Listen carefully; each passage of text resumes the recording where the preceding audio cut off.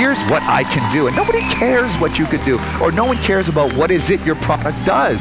What they care is, what can it do for me? You haven't said to yourself, my product is indispensable.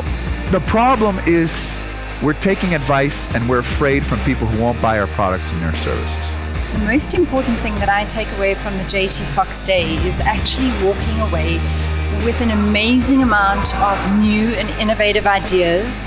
I never thought of, looking overseas in terms of branding and stuff like that. To have the courage to do whatever it takes to go where you want to go. Have a profound knowledge in terms of what can make a person successful. Thank you very much for joining me. You have been to South Africa a couple of times. Many times. What brings you back to Johannesburg this time? Well, I'm on a part of a world tour right now. I was at 16 countries in 24 days. And so this is the second part of the tour. So come back, media, meetings, buying companies, and I've got a 2-day event on Thursday, Friday on marketing and branding with not only some new people, but a lot of my existing clients, and sort of going to teach them my Think American, Act South African way of marketing and branding, which has worked tremendously here. So very, very excited. It's been very trying, but it's coming to South Africa. The minute I land in Joburg, it always feels like I'm home. Whether I get off the plane, people recognize me, or I get into the How train, because it's actually quicker in the morning to take the How train than they get stuck in traffic. And it's nice to see the amount of times I get recognized for the impact of the lives I've changed in this country. So that's exciting. So you say you have talks, you have meetings here, and you have worked with people here in South Africa. I've done over 100 events. You name the biggest, most successful names in this country I've even know or do business with. I have a business dinner with Robert Gumede on Thursday, and then I'm seeing Trevor Noah afterwards. So, my people here keep me very busy. So let's put it this way, from the moment I wake up to the moment I go to bed, there's either a meeting, a speaking, a charity endeavor. So it's insane. It's 14, 16, 18, 20-hour days every time in South Africa, partly because there's so much things going on here. So when I'm out of the country and I come back, they try to fit it all in. So there's no time for excuses, and there's no time to miss anything. But, it's exciting, and it just goes to the change that I've created here in this country. How do you spread yourself? How do you become one of the world's best, most well-known wealth coaches? I'd like to say results. I mean, at the end of the day, my business model has always been powered by my clients' success. The more successful they are, the more successful I am. I can sit here and tell you, over 50 plus businesses and done over 1,000 properties, but people don't care what I've done. I think they care what I've done for them, even though I bought companies here, took them global, got a house here in South Africa. And when I came here 2 years ago, I tell the people I would come, I would stay, I would build, and together we'd build a great empire. And it's interesting, you get negativity everywhere you go, but in South Africa, there hasn't really been any, because the results don't lie. I mean, I'm in Fast Company this month. I think I'm in Esquire, GQ, Property Magazine, all with a lot of lives I've changed. I think you guys have profiled some of my successful clients here on this show. So I like to say, just like in business, let the results do the talking. If you take care of your clients will take care of your profits. And that's exactly what's happened. You mentioned a few people, but they already have made their fortune here in South Africa, and they're still building on that. But what do you do? Do you pick out people? Do you wait for people to come to you? What do? You sit down with them, and do you teach them? Do you mentor them? It really depends. I mean, there are people who have no businesses, then you have people with existing businesses, and then you have successful people. I mean, for example, you guys sought me out to be here. So, part of it is branding. And I think when you're branded, you attract certain types of things. I mean, I don't need to get some media. The media comes to us. I don't need to get clients. A lot of clients come to us. And I think, people have now accepted, okay, well, this American, even though I was born in Canada and lived there 17 years, you know what? Whether you like me or not, you cannot deny the results. I'm straight to the point, no BS, tell it how it is, and I only care about getting results. And I care deeply about this country. I mean, I tell these people that this is a third world country with first-rate people. And people need to start to believe. And you take a South Africa out of South Africa and you realize that, we are really, really good. But people need to believe here. And I think there's too much finger pointing, government, this and that. Everyone's blaming everybody else. And you got to really want it. One of the famous quote is, when you want to succeed as bad as you want to breathe, that's when you know it. So. Oh, I just want to touch on that, on South Africa, and the fact that I know you say branding and marketing is really important. Branding, marketing, relationship, coaching, hands down. Marketing is the engine of your business. Branding is the fuel. Relationships are the things that ties everything together. Coaching is what really is the glue that holds everything together. Those 4 pieces are by far the most important thing. And of course, very important if you look at the South African context, what's happening right now. I mean, we just have new visa rules coming into play, and we have a whole lot of regulatory systems in place, and a lot of people feel this is strangling the country, keeping people from doing business. But not only that too, but there's xenophobia throughout the world, machetes and people walking down. That's the problem. I mean, listen, there are more strikes in this country than any other country in the world. That's really bad. And very few foreign investments comes to South Africa, especially after what we've seen here. So the future, and only the future of this country, is dependent on small business. And small businesses are the backbone of what makes America what it is today, the American dream. Small business drives everything. Small businesses is who are going to hire the 26-point-odd% that are unemployed right now. That's the only way out. So we need heroes, models, and mentors. But we don't celebrate entrepreneurs here in South Africa. We like to cut them off. And the problem with me is you haven't been able to cut me off because of all the results and success and people do believe. But you have great people like Robert Gumede and Patrice Motsepe and Cyril Ramaphosa. I was just reading today, Cyril divested in all his interests here, except for the McDonald's and his properties, because he would get accused, even though none of Cyril's businesses are BE. Robert Gumede, is very, very successful. Patrice is donating half his wealth. But rather than to say, wow, look what they're doing, we're saying they're black and that's why they're rich.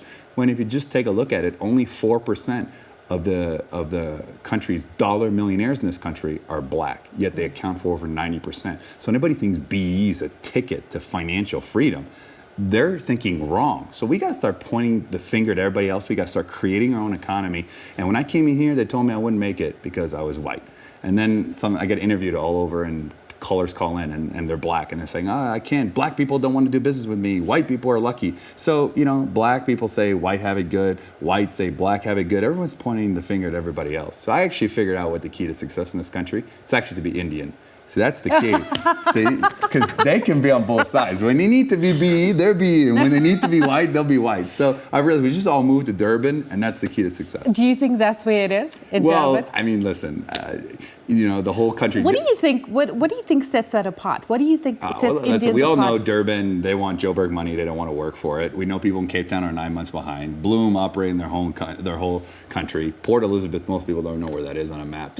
So listen, I happen to know South Africans actually better than themselves. People like. So what do you think is the problem? Is it an attitude problem? No, I think it's a culture problem. I think it's how people were raised. I think people are still living. Some people are still living into the apartheid and 25 years ago, and that's bad. And I think in some cases we need to move forward.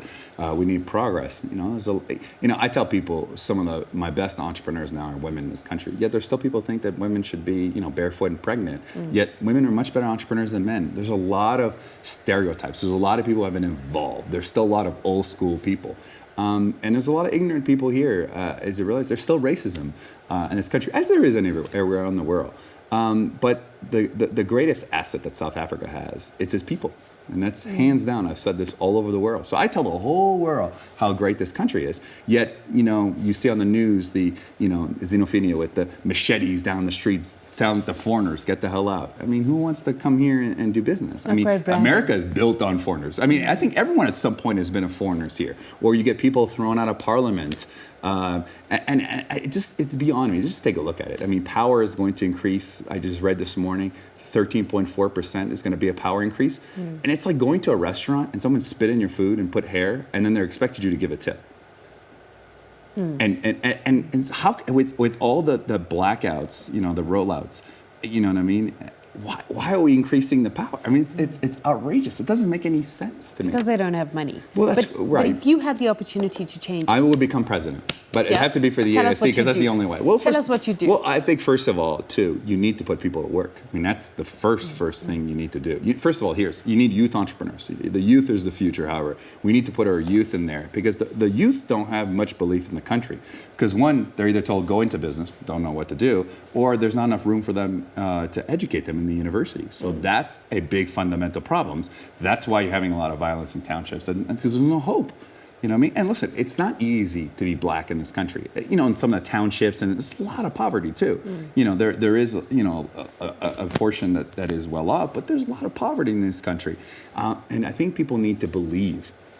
And so I think we need some deals. We need to export some South African goods. We need to sell some of our stuff, and we need to. And I would give incentive. Here's what I would incentivize every businesses, if they hire a certain amount of people, to give them a tax break. That would incentivize me, a business. Hire South Africans, we give you a tax break. More people We do have that, though. Well, but it's not working, Yeah. obviously, with 26%. Number two, I would set up vocational schools to educate the people that don't have a job, a trade. Let's give these people a trade. We don't do that. And I think number three, I think we need to get more women, more whipping going in the entrepreneur world, in the workforce. You know, listen, if I was black, I would use BE. And so I don't think BE is the end of the world. You know, we have affirmative action in America, and there has been 400 years of oppression. So, but I think I think people don't believe. And that's the biggest problem. I think people don't believe they can do it. I don't think they believe they can succeed. You know, people feel betrayed by the government, but here's the thing: everywhere in the world, people complain about the government. We complain about Obamacare and Obama's policies and all that stuff. And in the UK, they complain about Cameron, and in China, so everyone always complains about government. I don't know anybody who's happy with their government. And so I think people just need to create their own economy, and that's the key. But it's based on entrepreneurship. I just want to take you back to one of your famous quotes that I came across. You say that if you're born broke, it's not your fault, but if you die broke, it's 100% your fault. If you relate that to the South African context, over half this population are born broke. Correct. How do you actually change that? But how many of them are some are now successful and they're rich? I mean, Gumede came from nothing. Well, you know, was a caddy and he was broke and he came from a town sort of Nelspruit and now he's successful.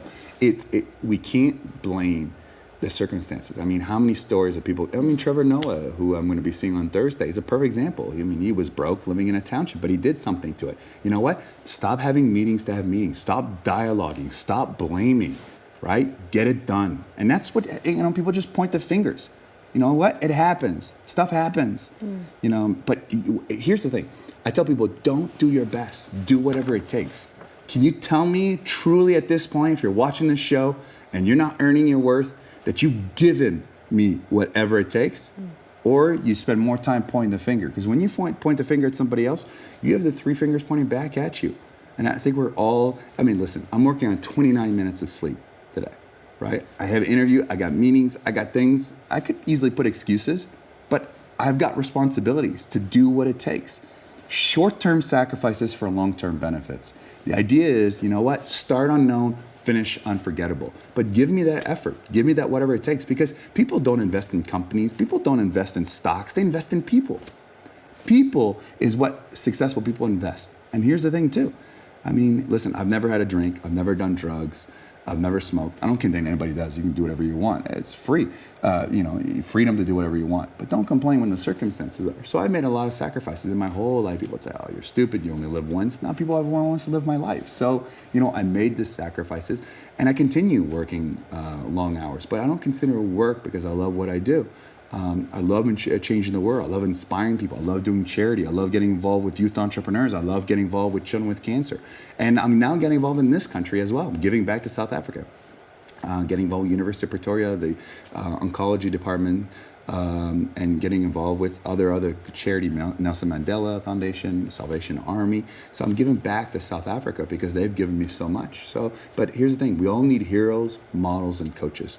And I've been an inspiration to so many people. I mean, 3 or 4 people here just in the studio saying, wow, you inspired me to take action. You inspired me to do this. Inspired me to start my own business. And you know what? I'm an American, right? And if you don't like Americans, I'm Canadian. 2 passports. But I'd love to get a South African passport, but you guys can't go anywhere. I mean, it's the process, the Schengen visa. I mean, that's a whole process in itself. And I like to hear that stories like that. You know, I'm not perfect. I never pretended to be, but I do care. And our business model, powered by our clients' successes and our family first concept, is what's worked. Great stuff. JT Foxx, thank you very much for joining me. Pleasure being on the show.